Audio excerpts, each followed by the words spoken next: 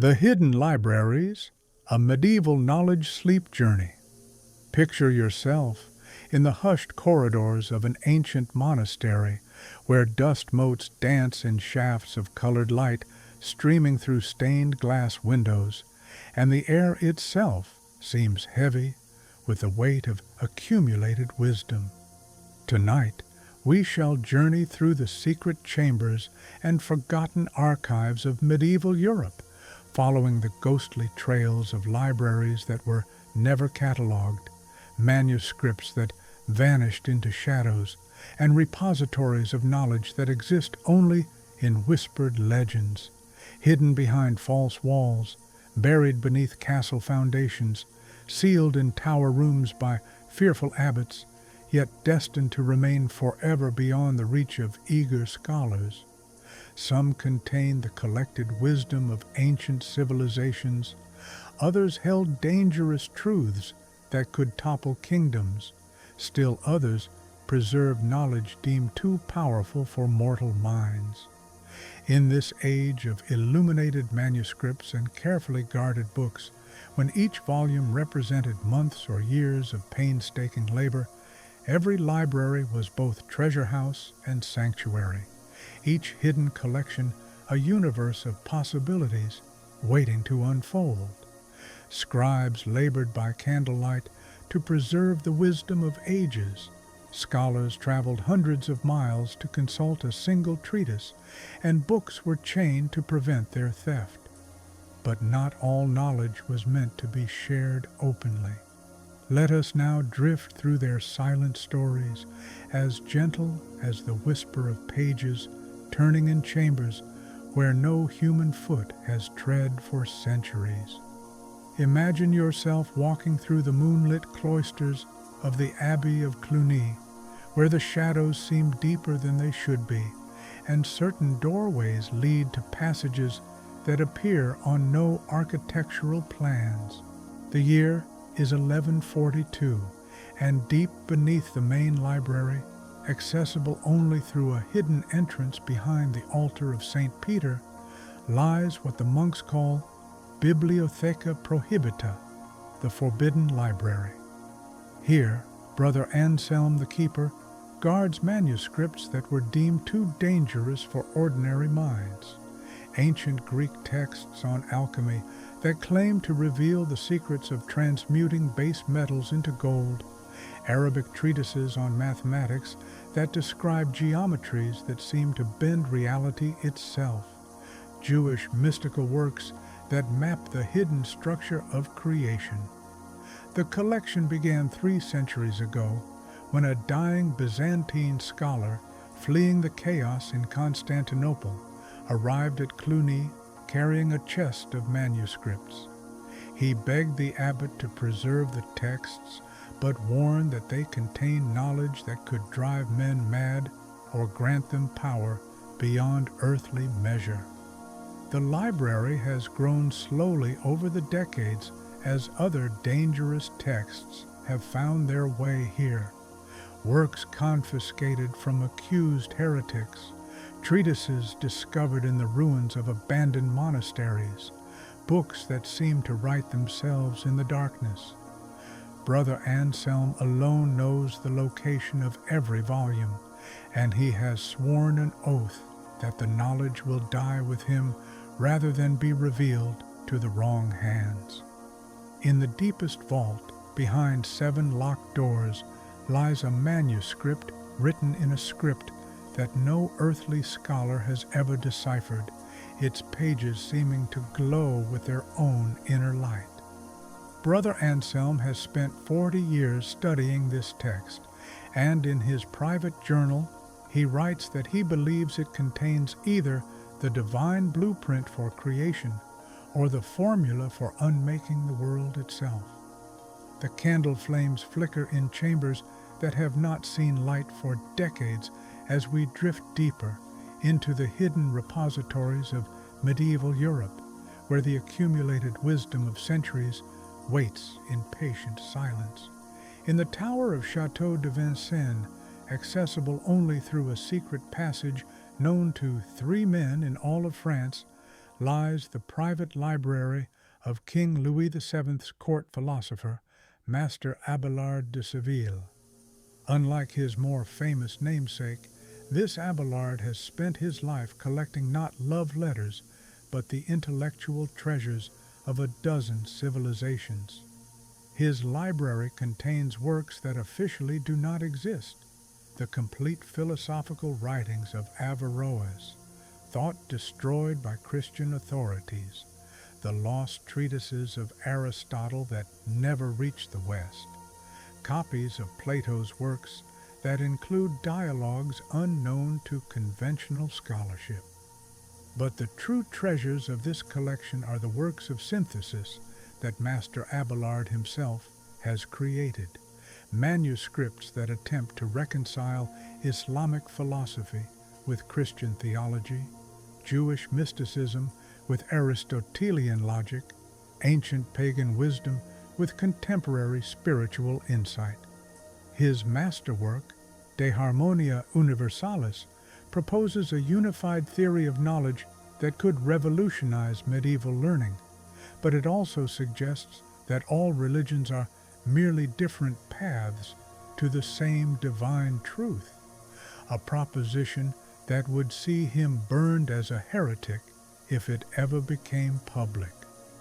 The library exists in a state of suspended animation, waiting for an age when humanity might be ready for such dangerous synthesis. Master Abelard grows old copying and recopying his works, knowing that they may never be read by other eyes, yet unable to stop his quest for ultimate understanding. Feel your breathing slow as we wander into the depths of time and stone, where the great library of Cordoba, thought completely destroyed during the Christian reconquest, survives in fragments scattered across hidden chambers throughout Islamic Spain. In a cave system beneath the Mosque of Cordoba, accessible only through underwater passages that few dare navigate, lies what the last Moorish scholars call Al-Maktaba al-Kafia, the hidden library. Here, in waterproof containers, rest the salvaged treasures of what was once the greatest collection of books in the Western world. Over 400,000 volumes were supposedly burned when the Christians took the city, but the learned men of Cordoba had years to prepare for the inevitable. Working in secret, they created a network of hidden repositories throughout Al-Andalus, each containing portions of the great library's collection. The cave beneath the mosque holds the most precious volumes, original works by Al-Kindi, Al-Farabi, and Avicenna, mathematical treatises that won't be rediscovered for centuries, astronomical charts that map celestial movements with uncanny accuracy, medical texts that describe surgical procedures beyond contemporary understanding. But the true treasure is the Kitab al-Asrar, the Book of Secrets, a collaborative work begun by the scholars of Cordoba when they realized their world was ending. This volume attempts to preserve not just information, but the very methodology of Islamic learning, the intellectual traditions that allowed Cordoba to become a beacon of knowledge. The book is written in a code that requires knowledge of Arabic, Hebrew, Latin, and Greek to decipher, ensuring that only the truly learned could unlock its secrets. In the deepest chamber, tended by descendants of the original scholars who took vows never to leave the caves, the tradition continues. New volumes are added each generation, recording the development of knowledge in exile, creating a shadow history of learning that parallels but never touches the official intellectual life of Christian Europe. The night deepens around us like an ocean of ink as we drift to the monasteries of Ireland, where Celtic monks have created repositories of learning that blend Christian scholarship with the ancient wisdom of the Druids. On the island of Skellig Michael, in chambers carved from living rock and accessible only during the lowest tides of spring, lies a library that preserves the pre-Christian learning of the Celtic peoples. Brother Columba, the last keeper of this tradition, maintains manuscripts written in Ogham script that record Druidic knowledge of astronomy, herbalism, and natural philosophy. These texts describe the movement of stars with precision that rivals Ptolemy, catalog plants and their properties with detail that exceeds any contemporary herbal, and preserve mathematical concepts that seem to anticipate developments in algebra and geometry that won't emerge in continental Europe for centuries. But the true mystery of the collection lies in the Leabar na Heole, the Book of Knowledge, which claims to record conversations between St. Patrick and the last of the great Druids. According to this text, the Druids possessed scientific understanding that they were willing to share with the Christian missionaries, but only on condition that it be preserved in secret until humanity was ready for such knowledge. The book describes technologies for harnessing natural forces, methods for healing that work at the level of what it calls life essence, and astronomical observations that suggest the ancient Celts understood the true size and structure of the universe. Brother Columba believes he is the last keeper of this tradition, as the younger monks are increasingly reluctant to maintain what they see as dangerously pagan practices.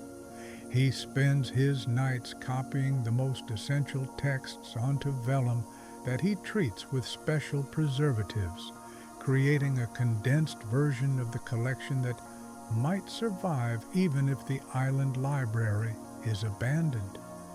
As the castle bells toll through the darkness, we find ourselves in the underground chambers beneath the Vatican, where a select group of papal scholars maintains the Bibliotheca Secreta, not the well-known secret archives, but a collection so restricted that its very existence is known only to the Pope himself and 3 cardinal librarians. Here lie the texts that challenge not just contemporary understanding, but the very foundations of Christian doctrine. Manuscript evidence suggesting that Jesus visited India and studied with Buddhist monks, Gospels written by women disciples that present radically different interpretations of Christ's teachings, letters from early church fathers that reveal the political machinations behind the establishment of official doctrine. The collection includes the complete works of Origen before his condemnation for heresy, texts that suggest early Christianity was far more diverse in its beliefs than official history acknowledges. Cardinal Alessandro, the current keeper of these secrets, struggles with a weight of knowledge that could transform Christianity, but would also likely destroy it. He maintains the collection not out of malice, but from a profound understanding that some truths are too dangerous for their time. Among the most closely guarded volumes is the Chronicon Verum, the True Chronicle, which claims to present an unvarnished account of early church history, including documentation of how certain miracle stories were created for political purposes and how the divinity of Christ was established through centuries of theological debate rather than divine revelation. Cardinal Alessandro believes that these texts will eventually be revealed, but only when Christianity has evolved to the point where truth is more important than comfortable certainty. The hours pass like whispered prayers as we drift through the hidden chambers of Canterbury Cathedral, where Archbishop Thomas Becket before his martyrdom, created a secret library containing texts that revealed the true extent of royal power over the church. In a chamber accessible only through a passage that begins behind the altar and winds through the cathedral's foundations, lie documents that expose the compromises and corruptions that have shaped the relationship between temporal and spiritual authority. Letters from previous archbishops detailing their secret agreements with various kings, financial records showing how church wealth has been diverted to royal projects, theological treatises that justify resistance to royal authority in terms that would be considered treasonous if discovered.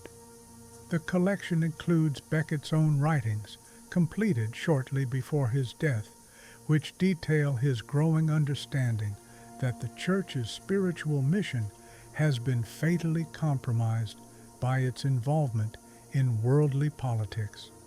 His final work, De Libertate Ecclesiae, on the freedom of the Church, presents a radical vision of Christianity freed from all earthly power structures, existing purely as a spiritual force in the world. After Becket's murder, his followers sealed the chamber, believing that his ideas were too revolutionary for their time, but too important to be lost forever. Brother Simon, who alone knows the location of the hidden entrance, believes that Becket's vision represents the future of Christianity, but a future that may be centuries in coming. Feel your body growing heavy as we journey to the castle of Eleanor of Aquitaine, where the Queen maintains a private library that contains works on subjects no respectable woman of her era should know.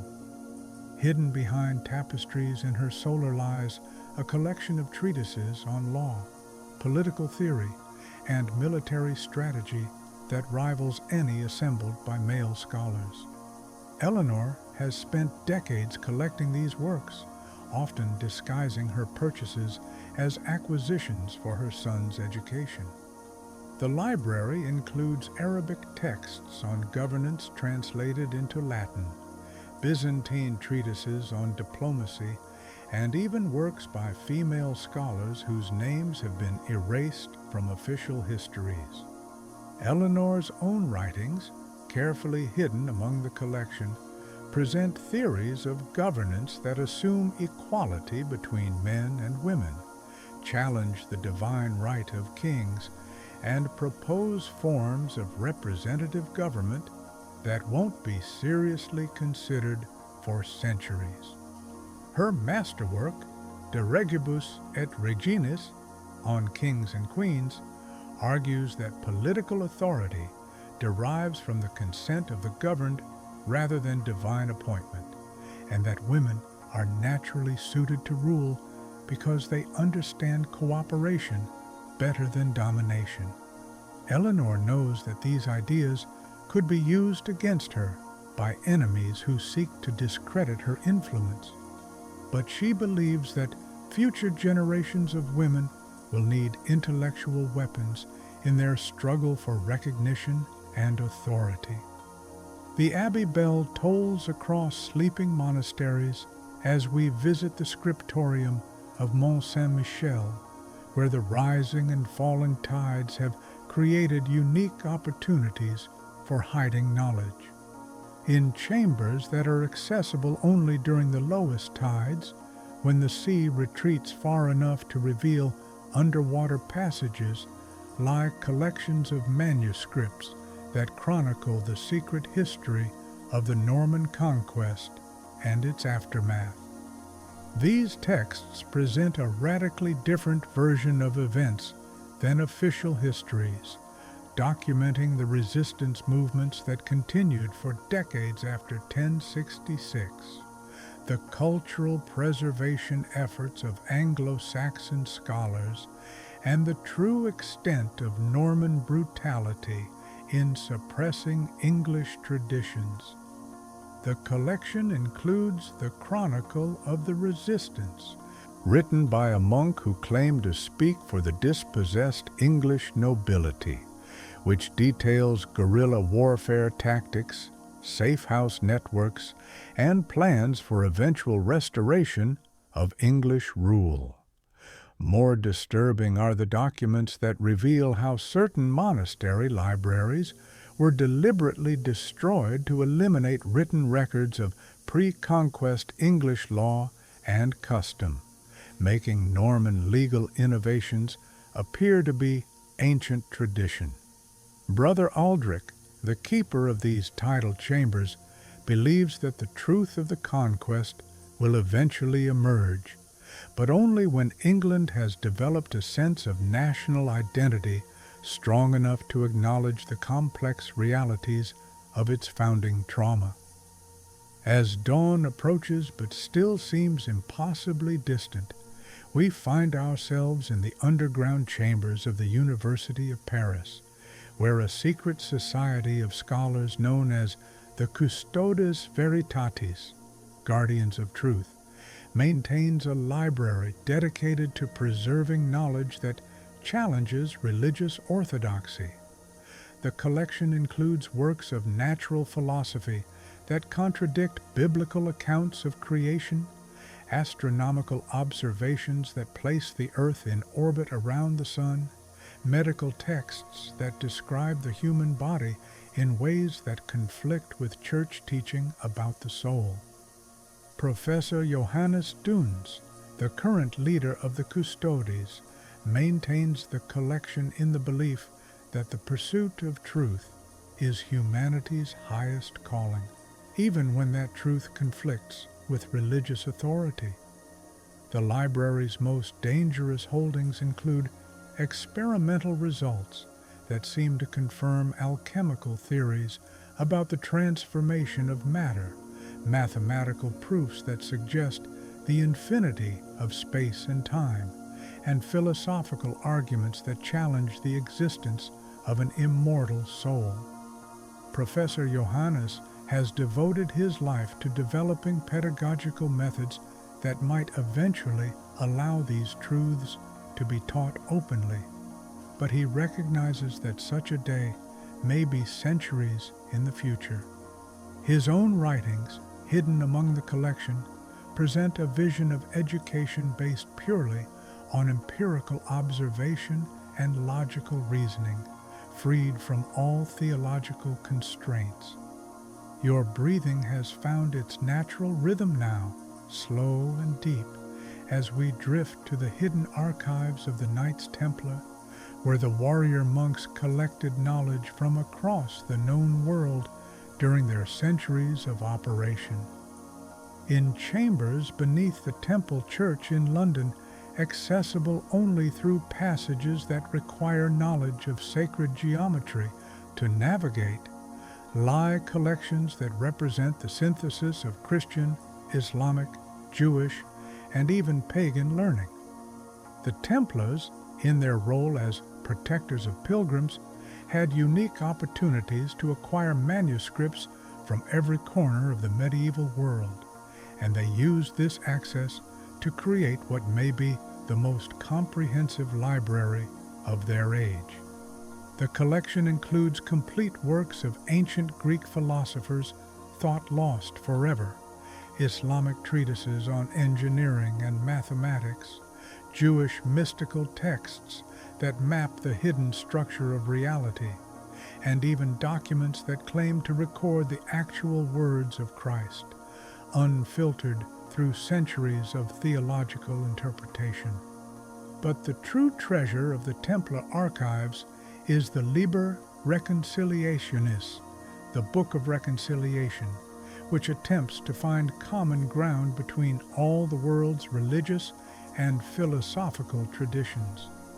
This work suggests that human beings are naturally inclined toward truth and goodness, regardless of their cultural background, and that apparent conflicts between different traditions often mask deeper harmonies. When the Templars were suppressed, the location of their archives was known only to the Grand Master and 2 other officers, all of whom died under torture without revealing their secrets.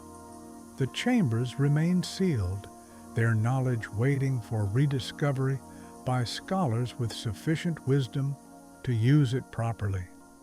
The night is so deep now that time itself seems suspended as we visit the private study of Roger Bacon at Oxford, where the Franciscan friar conducts experiments that won't be officially sanctioned for centuries.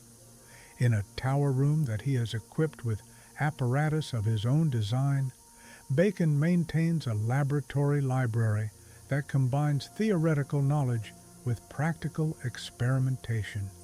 His collection includes Arabic texts on optics and chemistry, his own detailed notes on experimental procedures, and theoretical works that anticipate developments in natural science that lie far in the future. Bacon's experiments with magnifying lenses have led him to understand principles of optics that allow him to create devices for seeing distant objects clearly, while his work with chemical compounds has produced discoveries about the nature of matter that challenge fundamental assumptions about the elements. His most revolutionary work involves what he calls experimental science, the idea that knowledge should be based on careful observation and testing rather than ancient authority. The notebooks in which he records his discoveries present a methodology for understanding the natural world that could transform medieval learning, but Bacon recognizes that his ideas are too far ahead of their time. He writes in code and hides his most important discoveries in allegorical language, hoping that future scholars will have the wisdom to decode his true meaning. Feel yourself sinking deeper into peaceful rest as we drift through the hidden chambers of the Chartres Cathedral School, where a secret tradition of mathematical mysticism has developed around the architectural principles used in constructing the great Gothic cathedrals. Master Guillaume, the cathedral's architect, maintains a private library of geometric treatises that reveal the mathematical relationships underlying the cathedral's design. These texts suggest that the builders of Chartres possessed knowledge of advanced mathematics that allowed them to create structures that resonate with cosmic harmonies. The library includes works on sacred geometry that describe how certain proportional relationships can induce specific spiritual states in those who experience them.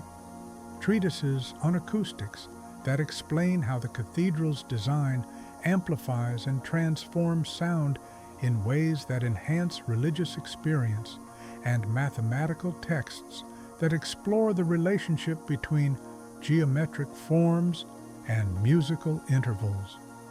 Master Guillaume's own writings present a theory of architecture as spiritual technology, suggesting that properly designed buildings can serve as instruments for raising human consciousness. But this knowledge is carefully guarded, shared only with a select group of master builders who take vows to preserve the tradition. The library exists in a state of perpetual secrecy, as the church hierarchy would likely condemn such mathematical mysticism as pagan or heretical. In the quiet hours before dawn, we find ourselves in the private study of Hildegard of Bingen, where the great mystic maintains a collection of texts that record her visions alongside scholarly works that attempt to understand them. Hildegard's library includes medical treatises that describe the human body as a microcosm of the universe, botanical works that catalog the spiritual properties of plants, and musical compositions that she claims were dictated to her by angelic voices. But the most extraordinary holdings are her own detailed accounts of mystical experiences that seem to reveal the hidden structure of reality itself. These visions describe the interconnectedness of all life, the role of feminine wisdom in divine creation, and the ultimate destiny of human consciousness. Hildegard's writings present a cosmology that is both deeply Christian and surprisingly modern in its understanding of ecological relationships and the unity of mind and matter. However, her ideas about the divine feminine and the inherent goodness of the material world conflict with mainstream theological opinion, which tends to emphasize the fallen nature of creation and the need for escape from worldly concerns. Hildegard carefully preserves her most radical insights in symbolic language, hoping that future generations will develop the spiritual sophistication to understand her true meaning. The bells of distant monasteries toll through the misty air as we drift to the hidden archive of the School of Toledo, where Christian, Islamic, and Jewish scholars collaborate in the great translation project that brings Arabic learning into Latin Europe. In chambers beneath the cathedral, accessible only to those who know the passwords in all three languages, lies a library that represents the fruits of this unprecedented intellectual cooperation. The collection includes not just the translations that are distributed openly, but also works that are deemed too controversial for public circulation. These include Islamic critiques of Christian theology, Jewish mystical texts that challenge conventional understanding of divine nature, and philosophical works that attempt to synthesize insights from all three traditions. The scholars of Toledo have developed a methodology for comparative religion that allows them to study different faith traditions objectively, seeking common truths rather than emphasizing differences. Their most ambitious project is the Concordantia Religionum, the Harmony of Religions, which argues that all authentic spiritual traditions point toward the same transcendent reality, differing only in language and cultural expression. This work represents a level of religious tolerance that won't be seen again in Europe for centuries, but the scholars involved recognize that their ideas could be used to justify the persecution of all three faiths by those who see interfaith dialogue as a threat to religious purity. Feel your consciousness floating like incense in a cathedral as we visit the secret scriptorium of the Abbey of Saint-Denis, where Abbot Suger maintains a collection of architectural and artistic treatises that reveal the theological principles underlying the development of Gothic style.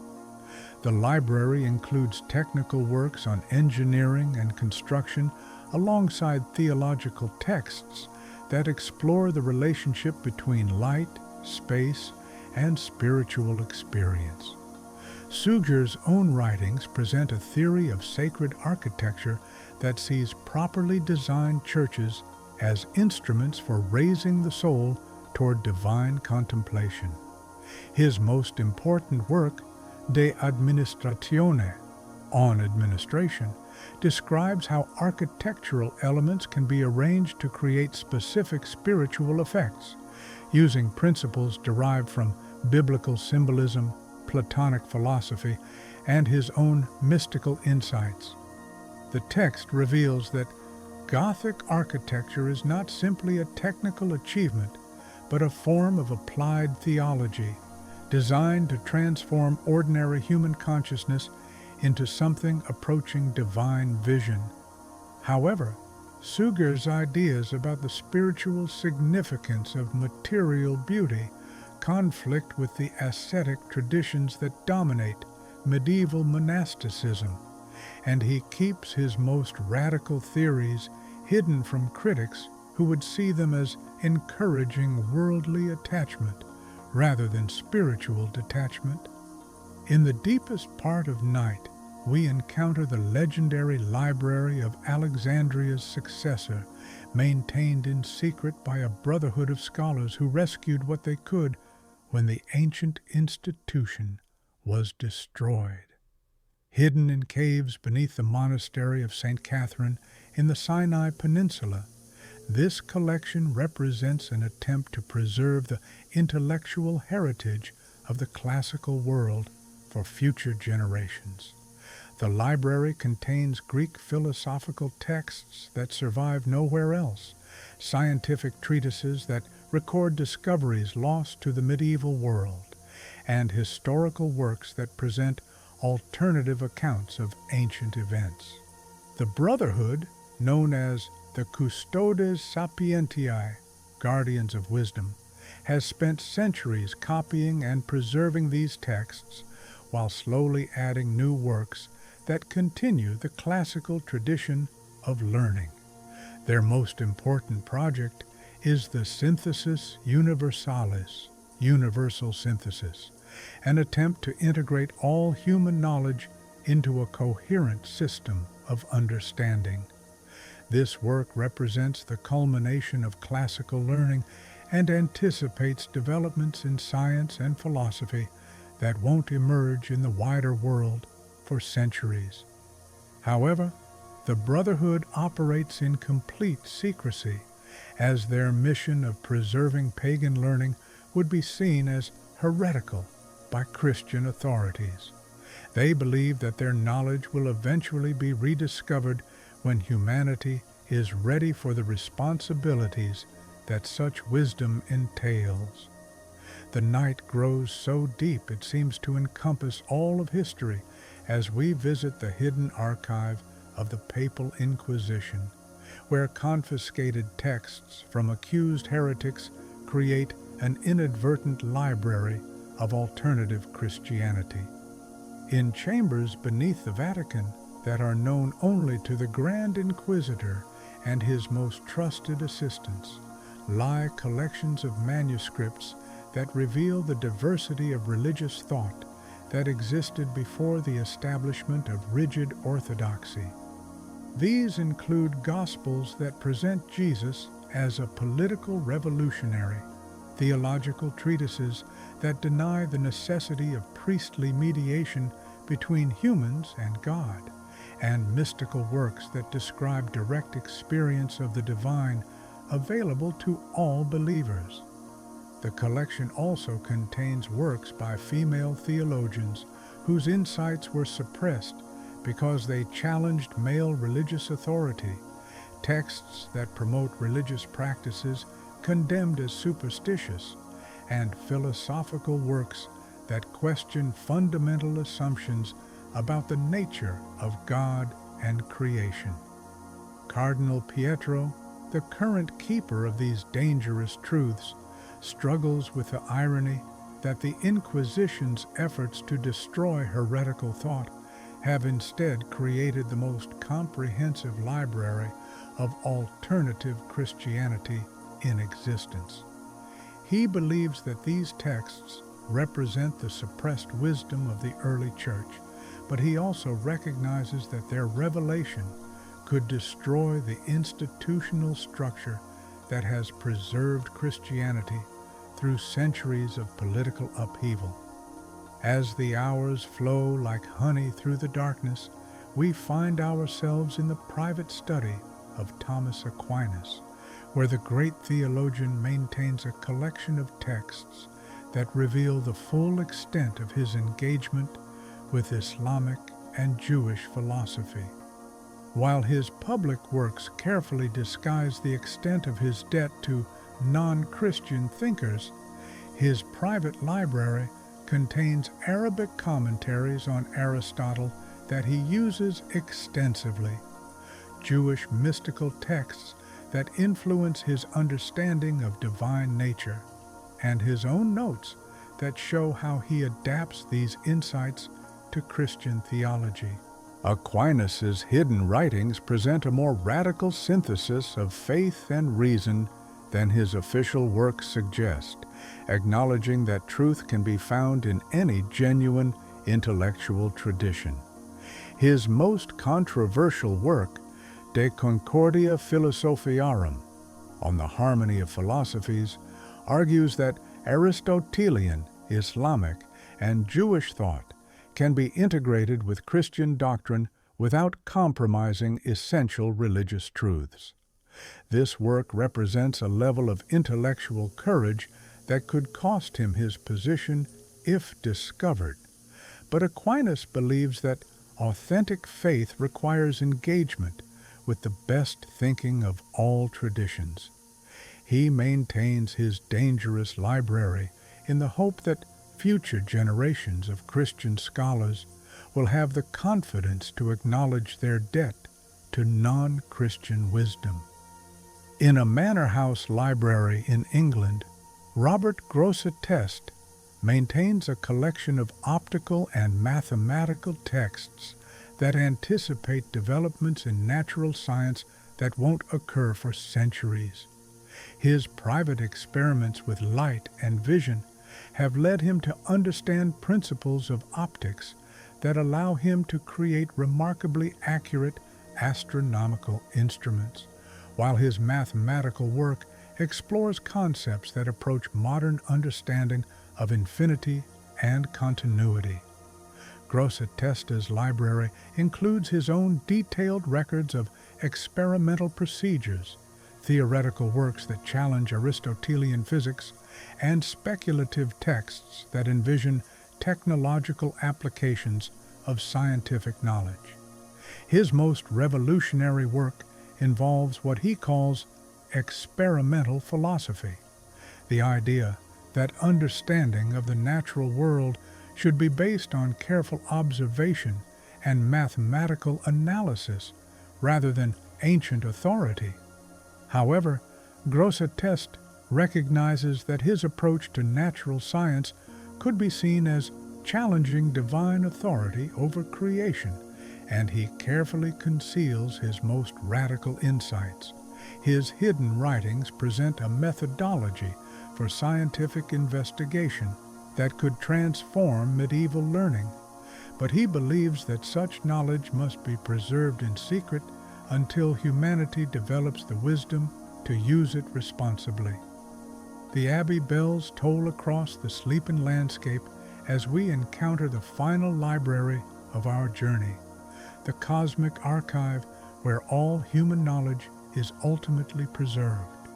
Here, in chambers that exist outside of time and space, the accumulated wisdom of every civilization is maintained in forms that transcend the limitations of parchment and ink. The texts that we have encountered in our journey through medieval Europe are represented here not as lost knowledge, but as seeds of understanding that will eventually flower in future ages. Every hidden library, every suppressed text, every dangerous truth that was preserved in secret contributes to the great synthesis of human learning that spans all cultures and all times. In this ultimate repository, the boundaries between sacred and secular knowledge dissolve, revealing the underlying unity that connects all genuine seeking after truth. And as the abbey bells ring out across the medieval landscape, calling the faithful to their morning prayers, we understand that all libraries are ultimately one library. All knowledge is part of a single great conversation that spans generations and cultures. All hidden truths are preserved in the vast archive of human consciousness that transcends any single collection of books.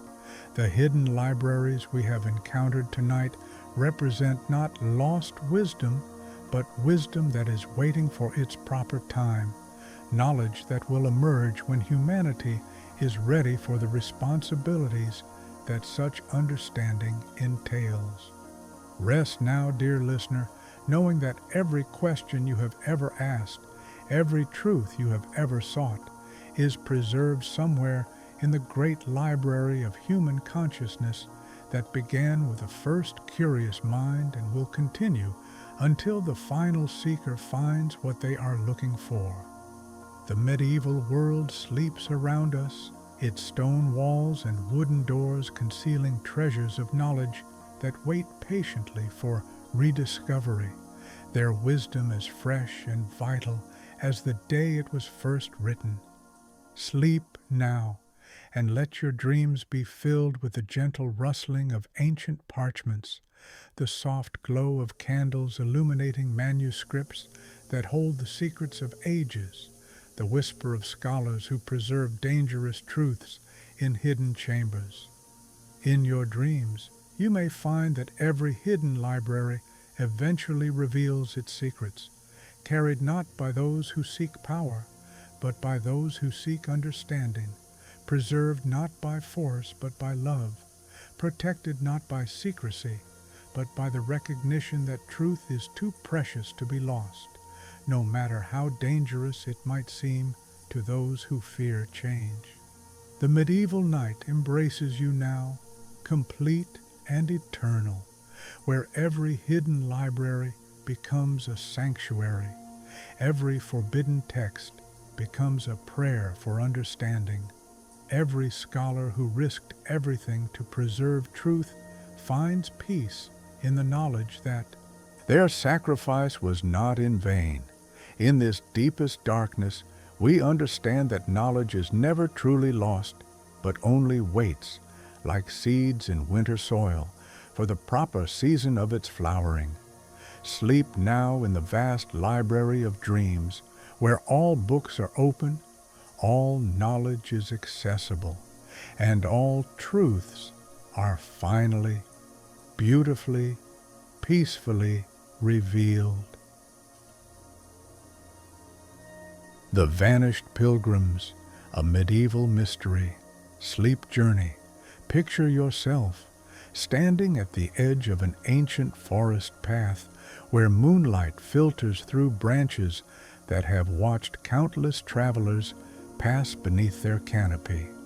Tonight, we shall follow the forgotten trails of medieval Europe, tracing the mysterious disappearances of pilgrims who set out for holy shrines but never reached their destinations.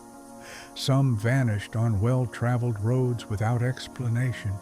Others were last seen entering sacred groves that local villagers whispered were touched by otherworldly forces.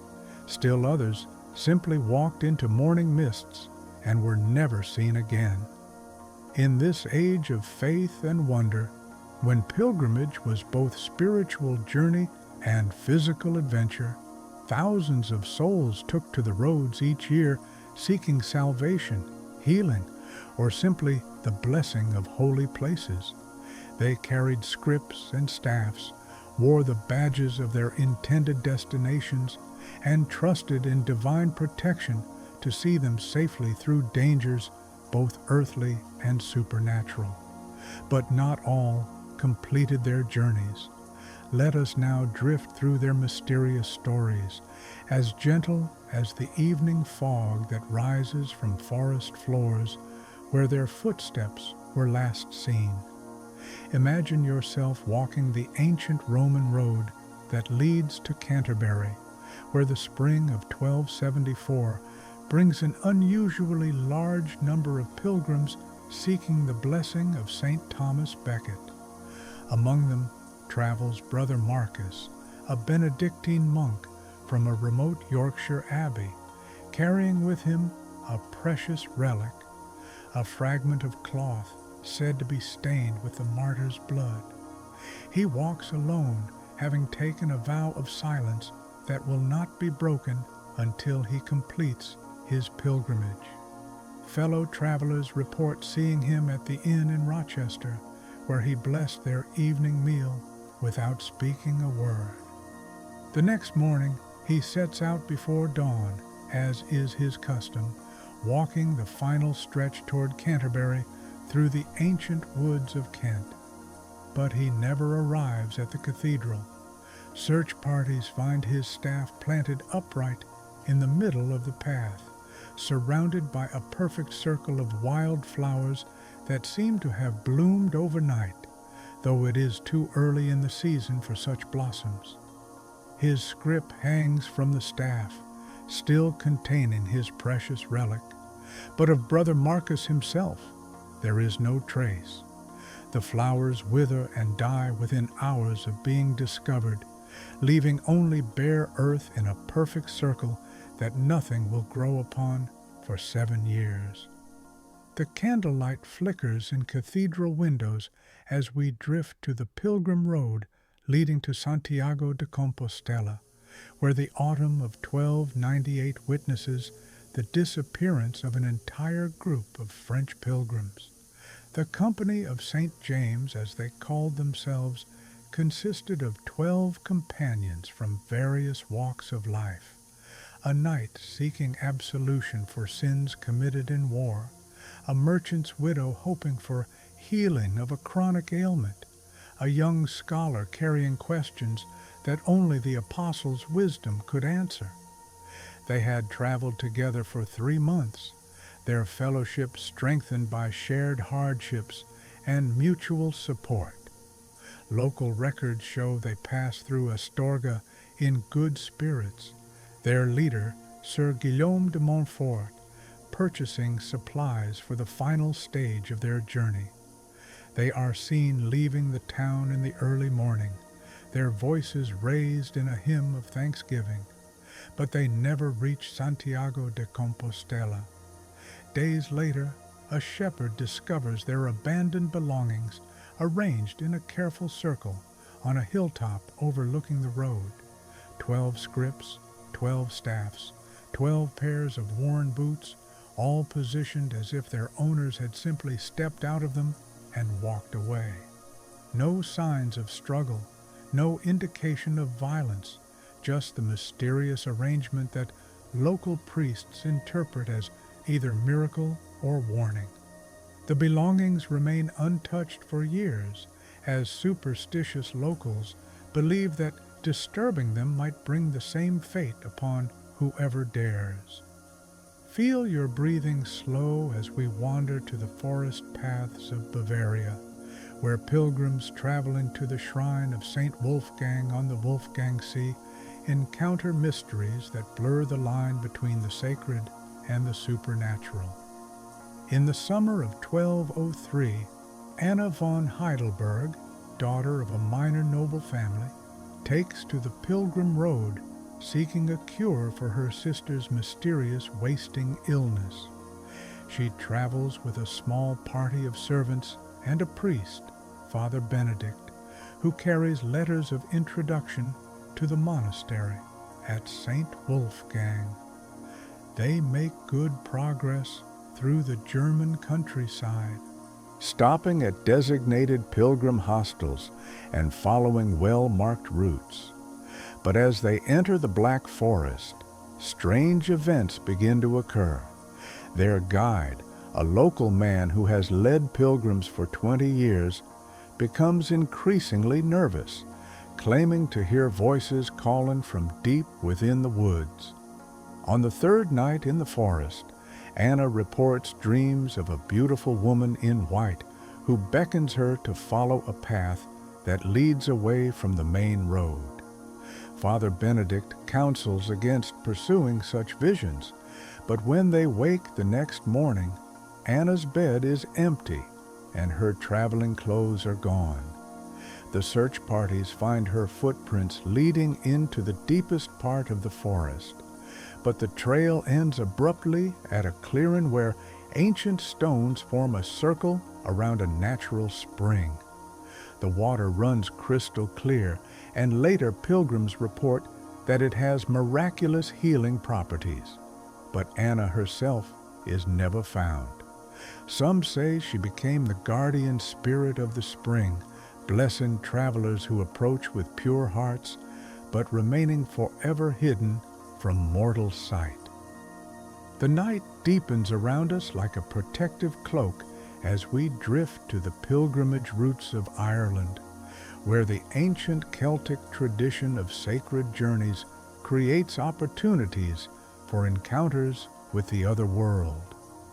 Brother Patrick O'Sullivan, a scholarly monk from the abbey at Glendalough, sets out on a pilgrimage to the holy island of Skellig Michael, carrying with him a precious manuscript that he hopes to donate to the monastery's library. He is an experienced traveler, having completed several pilgrimages across Ireland and to shrines in continental Europe. Local boatmen ferry him to the island on a calm September morning in 1156, noting his eagerness to begin his spiritual retreat. The monks of Skellig Michael welcome him warmly, providing him with a cell and access to their library for his scholarly work. For 7 days, he follows the monastery routine, joining in prayers and copying passages from ancient texts. But on the 8th morning, his cell is found empty, his manuscript lying open on the desk to a page describing mystical visions of otherworldly realms. The monks search every part of the rocky island, but Brother Patrick seems to have vanished as completely as if he had been carried away by the wind. However, on quiet nights when the mist rises from the sea, some of the brothers report hearing the sound of chanting in ancient Irish, coming from the ruins of the pre-Christian hermitage on the island's highest peak. They believe that Brother Patrick discovered something in his manuscript that opened a doorway to the Celtic otherworld, and that he chose to step through rather than return to the ordinary world of human concerns. As the castle bells toll midnight, we find ourselves on the ancient Roman road that connects London to the shrine of St. Alban, where the winter of 1245 brings a mystery that will puzzle historians for centuries. Master Geoffrey of Norwich, a prosperous cloth merchant, undertakes a pilgrimage of thanksgiving after surviving a shipwreck that claimed his entire cargo but spared his life. He travels in style with a well-appointed cart, 2 servants, and a substantial purse intended for donations to the abbey. His journey is well documented as he stops at several inns where his generous spending and pious demeanor make a strong impression. The last confirmed sighting places him at an inn just 5 miles from St. Albans, where he retires early, expressing his eagerness to reach the shrine the following morning. But when his servants wake, they find his bed empty and his traveling clothes gone, though his purse remains untouched. The most puzzling aspect of his disappearance is the discovery of a single set of footprints leading from the inn to the edge of a nearby Roman ruin, where they stop abruptly at what appears to be solid stone. Local scholars note that the ruin was once a temple to Mercury, the Roman god of travelers, and some suggest that Master Geoffrey somehow activated an ancient magic that transported him to another realm. His cart and servants wait at the inn for 3 days before returning to Norwich, carrying news of a disappearance that defies all rational explanation. The hours pass like whispered secrets as we drift to the mountain passes of the Pyrenees, where pilgrims crossing from France to Spain encounter weather phenomena that seem to bend the normal rules of time and space. In the harsh winter of 1189, Dame Eleanor de Gascony, a widow seeking absolution for her late husband's sins, attempts to cross the mountains with a small party of fellow pilgrims. Despite warnings about the dangerous weather, she insists on continuing her journey, driven by a profound sense of urgency that she cannot explain. The group takes shelter in a mountain hospice run by Hospitaller monks, where they wait for a break in the storms. Dame Eleanor spends her time in prayer, and the monks note her growing excitement. As she speaks of visions that promise her husband's soul will find peace if she can reach Santiago before Easter. When a brief clearing appears in the weather against the advice of their guides, Dame Eleanor and two companions set out across the high pass. They are last seen climbing steadily through the snow, their figures growing smaller against the white expanse. But when the next group of travelers crosses the pass weeks later, they find no trace of the missing pilgrims, despite the fact that bodies lost in the mountains typically remain visible for years in the preserving cold. More mysteriously, shepherds in the valleys below report seeing lights moving across the mountainsides on clear nights, following paths that no living person could navigate in darkness. Some believe that Dame Eleanor and her companions became part of a supernatural procession of souls making their eternal pilgrimage through the realm between earth and heaven. Feel your body growing heavy as we journey to the fenlands of eastern England, where the pilgrimage route to the shrine of St. Etheldreda at Ely passes through marshes that seem to exist in a world apart from ordinary reality. Brother Aldrich of Lincoln, a young monk known for his devotion and his gift for healing, undertakes this pilgrimage in the spring of 1267, carrying prayers from his community for the blessing of their new hospital. He is an experienced traveler despite his youth, having already completed pilgrimages to Canterbury and Walsingham.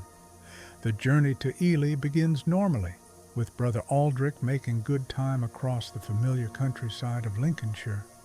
But as he enters the mysterious fenlands, where waterways wind through reed beds and morning mists can last until noon, strange reports begin to reach the authorities.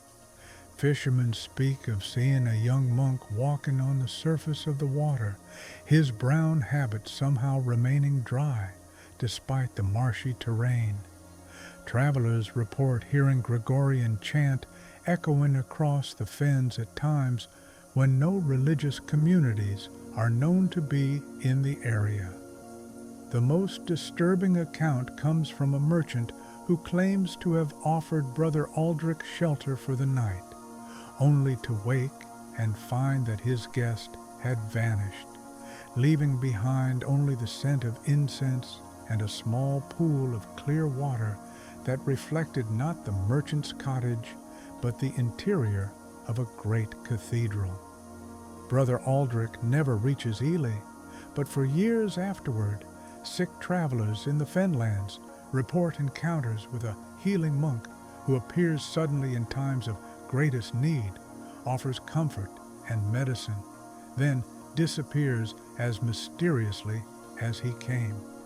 The Abbey bell tolls across sleeping villages as we visit the pilgrim road to the shrine of St. James at Compostela, where the autumn of 1312 brings the disappearance of a German knight whose story will become legend throughout Europe. Sir Heinrich von Cologne, a veteran of the Crusades, undertakes his pilgrimage as penance for acts of violence that haunt his conscience. Unlike most military pilgrims, he travels completely alone, refusing all offers of companionship and carrying only the most basic supplies. His journey is marked by acts of generosity and humility that surprise those who knew him as a fierce warrior. He gives away his possessions to poor pilgrims, tends to sick travelers with unexpected gentleness, and spends long hours in prayer at roadside shrines. As he approaches the final stage of his journey through the mountains of Galicia, local priests note his growing serenity and the almost luminous quality of his presence.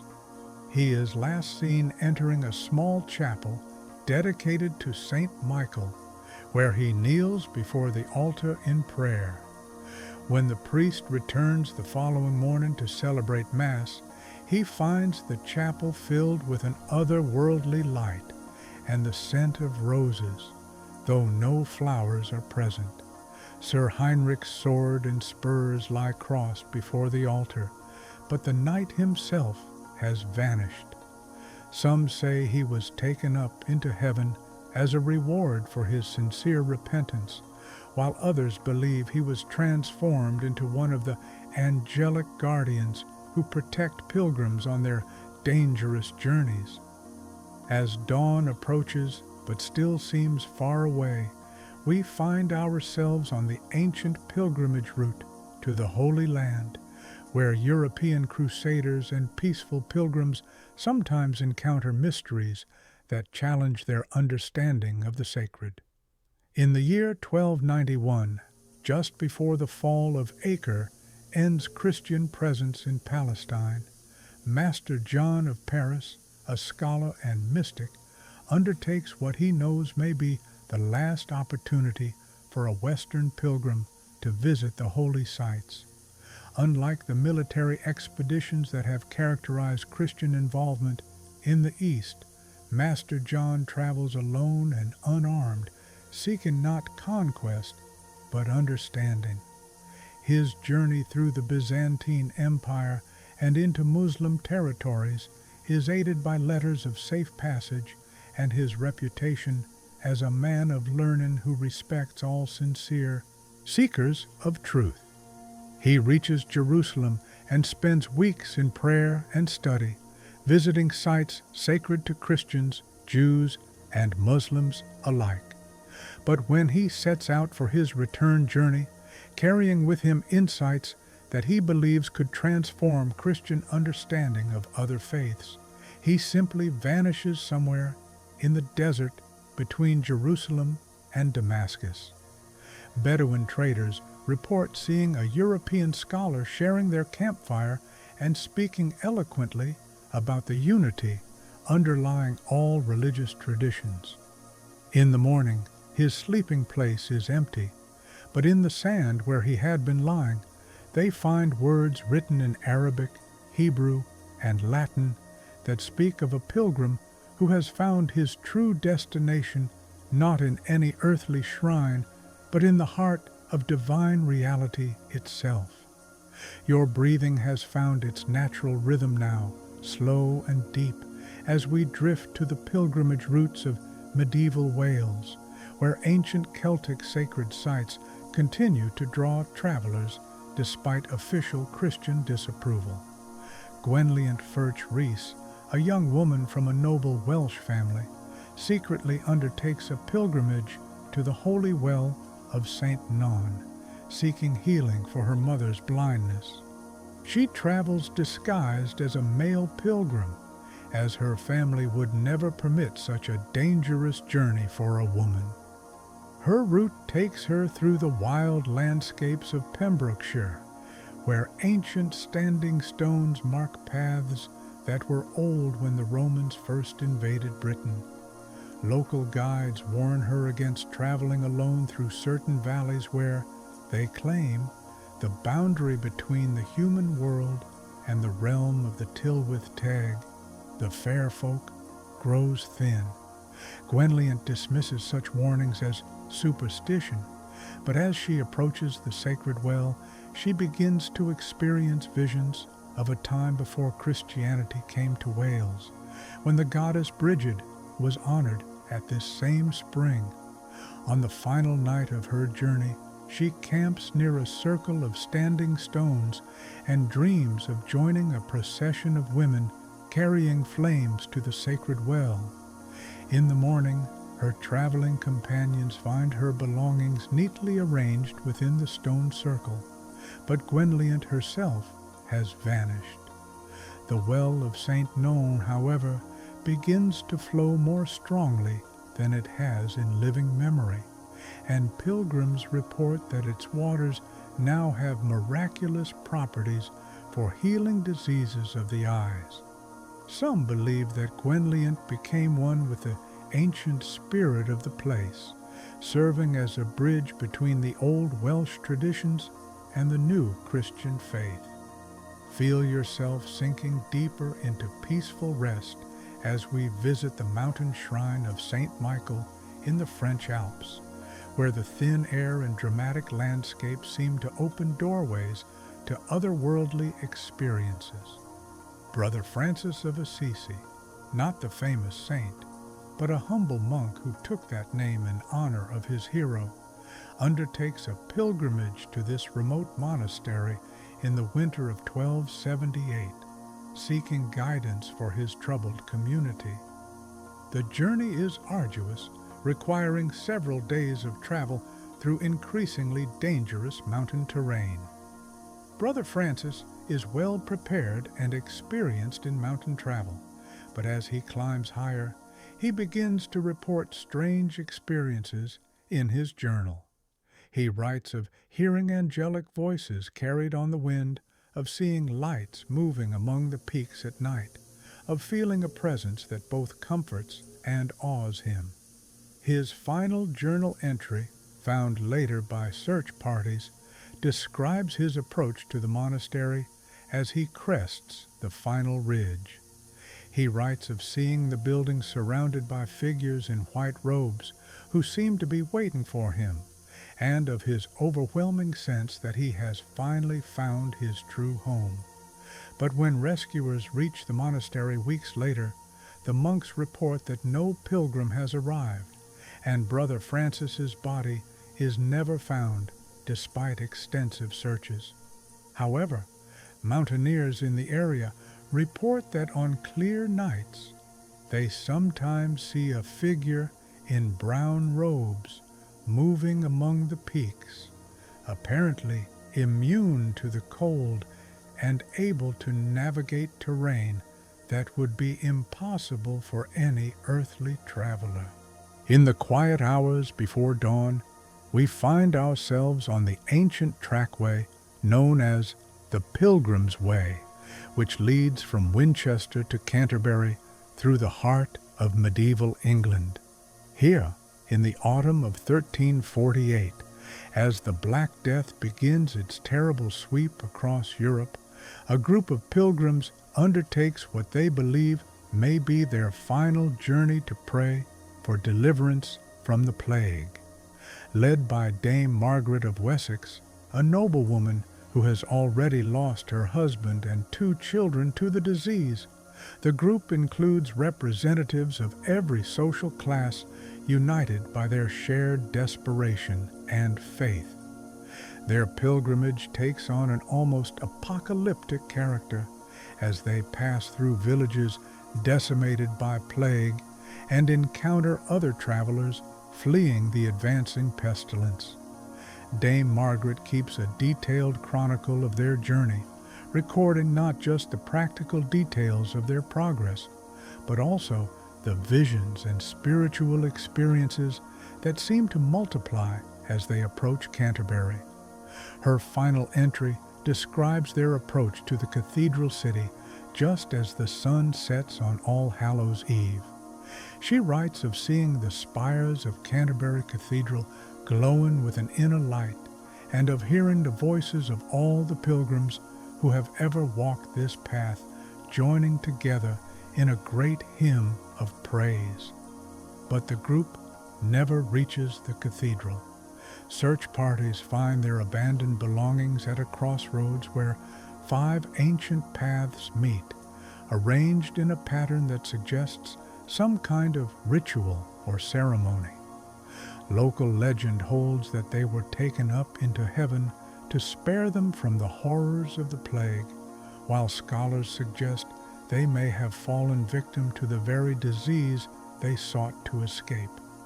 But their disappearance remains one of the great mysteries of the pilgrim roads, a reminder that not all journeys have earthly destinations.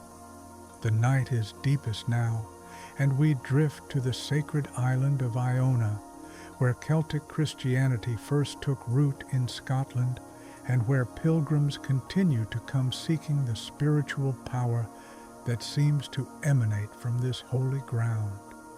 In the year 1263, as political tensions between Scotland and Norway threatened to explode into war, Brother Columba, named for the island's founder, arrives on Iona carrying a precious manuscript that he hopes will preserve the ancient traditions of Celtic monasticism. He is the last of a line of scholar monks who have maintained these traditions despite pressure to conform to Roman practices, and he sees his pilgrimage as both preservation effort and personal spiritual quest. The monks of Iona welcome him and provide access to their ancient library, where he spends weeks copying and comparing texts. But as he delves deeper into the island's spiritual traditions, Brother Columba begins to experience visions that seem to connect him directly with the founders of Celtic Christianity. He writes of conversations with Saint Columba himself, of participation in rituals that predate organized religion, of growing understanding that the island exists in multiple dimensions of reality simultaneously. His final letter to his home monastery describes his intention to undertake a special retreat in the island's most sacred cave, where he hopes to achieve complete union with the divine. But when the monks check on him the following day, they find the cave empty, except for a pool of fresh water that reflects not the cave ceiling, but the open sky, and the sound of chanting in ancient Gaelic that seems to come from everywhere and nowhere at once. And as the abbey bells ring out across the medieval landscape, calling the faithful to their morning prayers, we understand that all pilgrimages are ultimately journeys into mystery. All sacred travel involves the risk of transformation so complete that return to ordinary life becomes impossible. The vanished pilgrims we have encountered tonight have not been lost but found, not disappeared but discovered, not ended their journeys but begun new ones that transcend the boundaries of the physical world. Rest now, dear listener, knowing that every step you take in search of meaning, every journey you undertake in hope of transformation, connects you to the great procession of seekers who have walked these paths before you. The medieval world sleeps around us, its ancient roads still echoing with the footsteps of pilgrims whose destinations lay not in any earthly shrine, but in the infinite mystery that calls to every human heart. Sleep now, and let your dreams be filled with the gentle rhythm of walking staffs on ancient stones, the soft glow of lanterns lighting the way through dark forests, the whisper of prayers offered at crossroads where paths diverge toward unknown destinations. In your dreams, you may find that every vanished pilgrim has simply found a path that leads beyond the ordinary world, and that their mysterious disappearances are really invitations to follow them into realms where all seeking finds its fulfillment and all journeys lead finally home. The medieval night embraces you now, complete and eternal, where every vanished pilgrim becomes a guide, every mysterious disappearance becomes a doorway, every sacred journey becomes part of the great pilgrimage that all souls undertake in their search for truth, meaning, and connection to the divine mystery that lies at the heart of all existence.